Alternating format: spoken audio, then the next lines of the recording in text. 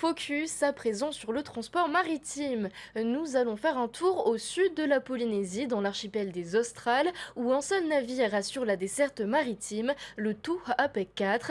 Dès 2026, le Nahiro Epe va prendre la relève.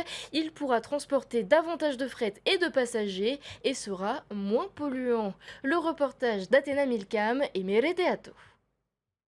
89 mètres de longueur, près de 18 mètres de largeur et un tirant d'eau en charge de 4 mètres. Telles sont les caractéristiques du Nahiro Epe, le petit dernier de la flotte des Tu'ape.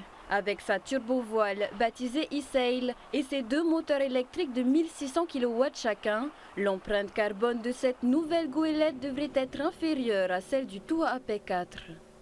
Alors, ce qui va changer, c'est la propulsion. On va passer d'une propulsion classique actuellement à une propulsion électrique.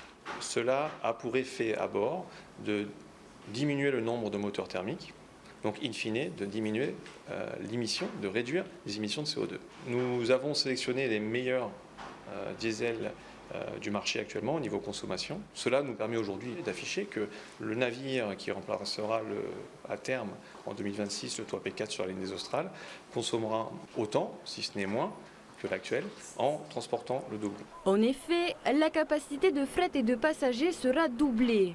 Le Nahiro Epe pourra emporter 2000 tonnes de marchandises et 199 passagers, contre 1000 tonnes pour le Tu'ape 4 et 99 passagers. Pour accueillir tout ce monde, le nouveau navire disposera de 34 cabines, un dortoir, un restaurant, mais aussi un hôpital. Tout a été pensé pour répondre aux contraintes auxquelles sont confrontées les goélettes en Polynésie, à commencer par celle de la réparation navale. L'unique dock flottant mis à disposition au port de Papeete restreint la conception des navires dans leurs dimensions et leur poids. On est restreint par cette dimension-là, mais aussi derrière par les îles Condestère.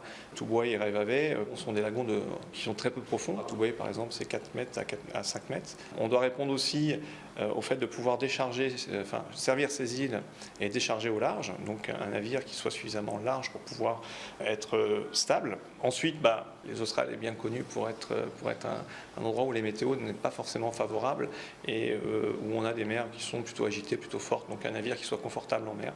Un navire dont les premiers traits ont été réalisés en collaboration avec les marins expérimentés de la compagnie, à l'instar de Maurice Hatitio. Sa construction sera engagée cette année en Espagne avec un début d'exploitation prévu en 2026.